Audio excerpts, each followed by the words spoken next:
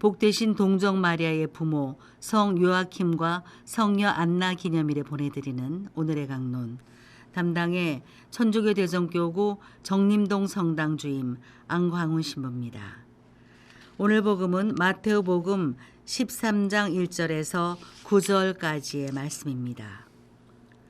그날 예수님께서는 집에서 나와 호숫가에 앉으셨다.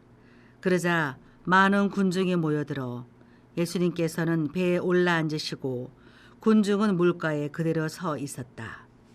예수님께서 그들에게 많은 것을 비유로 말씀해 주셨다. 자, 씨 뿌리는 사람이 씨를 뿌리러 나갔다. 그가 씨를 뿌리는데 어떤 것들은 길에 떨어져 새들이 와서 먹어버렸다. 어떤 것들은 흙이 많지 않은 돌밭에 떨어졌다. 흙이 깊지 않아 싹은 곧 돋아났지만 해가 솟아오르자 타고 말았다. 뿌리가 없어서 말라버린 것이다. 또 어떤 것들은 가시덤불 속에 떨어졌는데 가시덤불이 자라면서 숨을 막아버렸다.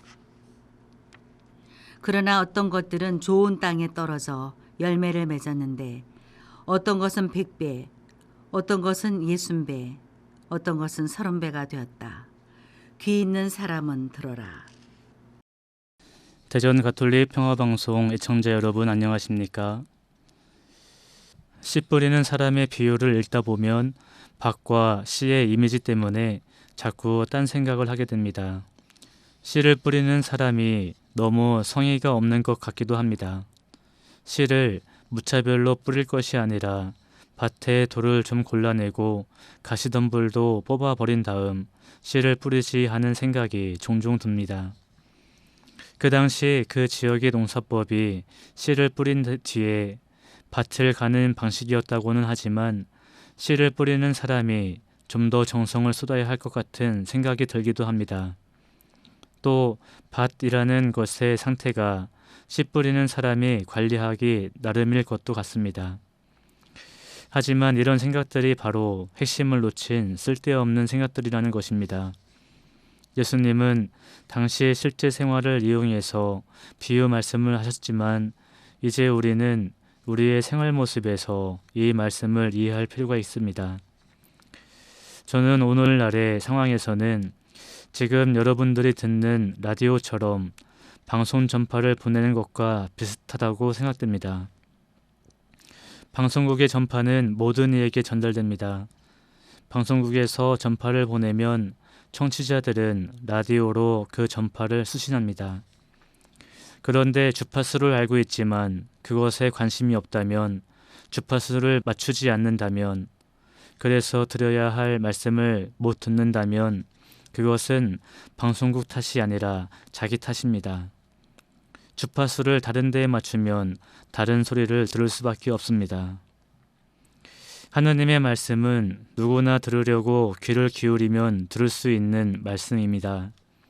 우리가 듣지 못하는 것은 안 들려서가 아니라 안 듣기 때문입니다. 일단 하느님의 말씀을 들을 수 있는 자세를 갖추어야 합니다.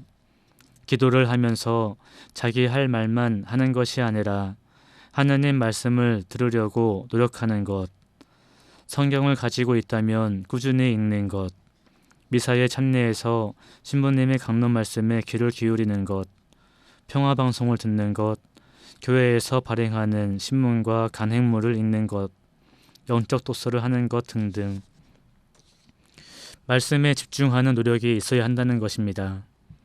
성경이 어렵고 재미없는 이유가 있습니다. 그 이유는 안 읽기 때문입니다.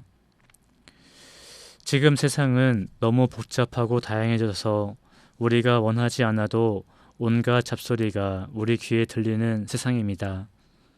오늘도 세상의 온갖 소리 속에 살지만 하느님의 말씀을 새기며 하루를 시작하시길 바랍니다. 또 세상의 온갖 것들이 눈에 보이지만 현혹되지 말고 하느님을 바라보려 노력하는 하루가 되시면 좋겠습니다. 오늘의 강론. 지금까지 담당의 천주교 대전교구 정림동 성당 주임 안광훈 신부였습니다. 내일도 안광훈 신부의 강론이 계속됩니다.